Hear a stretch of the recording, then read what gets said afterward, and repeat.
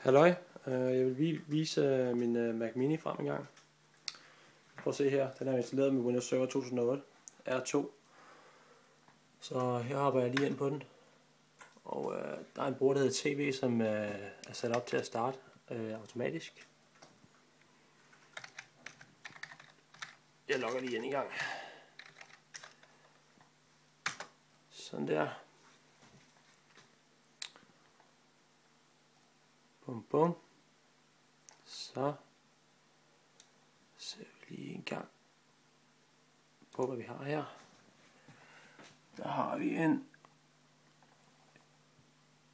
Intel Core i5 2520M 2,5 GHz 4 GB RAM, og den kører fint 64 bit. Ja, det er en server 2008. Den fungerer fantastisk. Og et er jo, at vi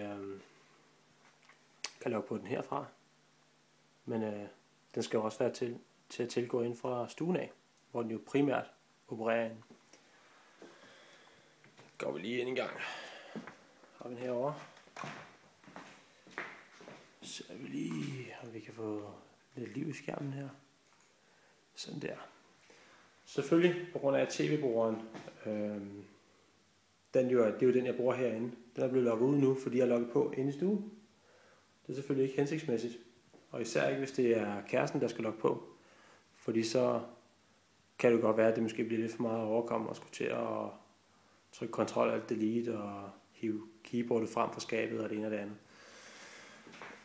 Så jeg har lavet lidt hul om hej, men det viser jeg lige om lidt. Først skal vi lige se skabet en gang. Her hvor det foregår. Her har jeg en IR repeater, og herover der har jeg min Logitech radio modtager, så jeg kan sætte trådløst mus og tastatur til. Og IR repeateren har jeg jo selvfølgelig, fordi at jeg godt kan tænke mig, at døren skulle være lukket en gang, men samtidig kunne bruge fjernbetjening. Så ser vi lige ned en gang. Det er hernede, det foregår. Og dernede har vi den. En lille Mac Mini. Og lad os prøve at lukke en gang, og så demonstrere, hvad vi kan. Det jeg lige pralede lidt af før, det var jo, at nu vil vi logge ud her.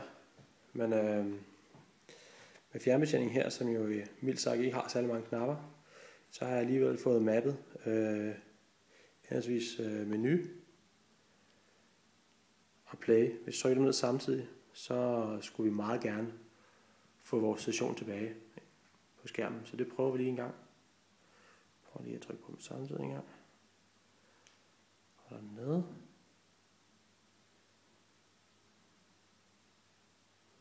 Og der.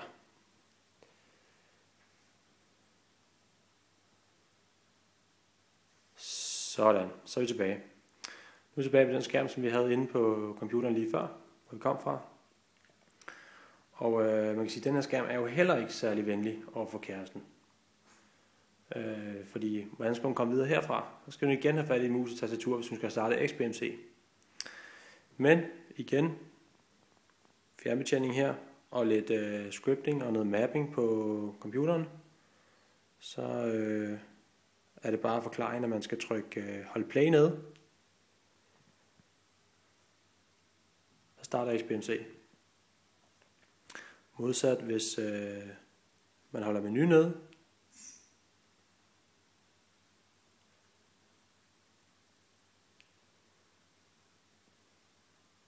Ja, så dør XBMC.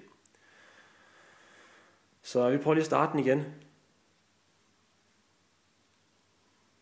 Sådan der. Og herinde der har vi så mulighed for at vælge mellem de forskellige typer medier, vi gerne vil se. Vi vælger videoer. Og lad os prøve at videre ind under film. Lad os tage en film. Hvad skal det være? Hvad skal det være? Adjustment Bureau. Den har jeg allerede været i gang med at se, kan jeg se. Så jeg siger bare start fra starten af.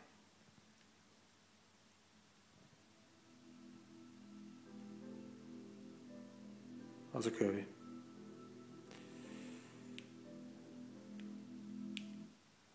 Sådan der. Prøv at tage avatar. Den har jeg også været i gang med at se. Den prøver jeg også lige at starte forfra.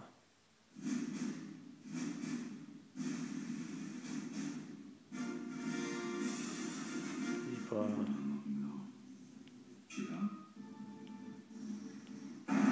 Spoler lige lidt i den.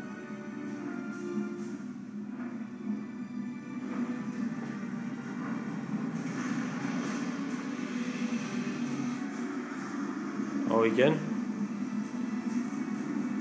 Et enkelt tryk her på midten af knappen. Får vi menuen frem. Og på stop. Og så er vi tilbage. Og her kan vi egentlig bare lade den stå, til den næste kommer ind og vil se noget. Og det er jo sådan set det.